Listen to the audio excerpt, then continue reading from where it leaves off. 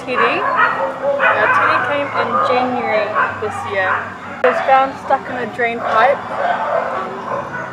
after an accident, but unfortunately someone, rather than doing the right thing, getting her out, getting her care, they poured boiling water over her. So she has a big scar here, and that's from boiling water, and that's how she was found with a massive open wound. She also had babesia gibsoni, which is a blood-borne parasite from ticks, and it can be a killer if not treated soon.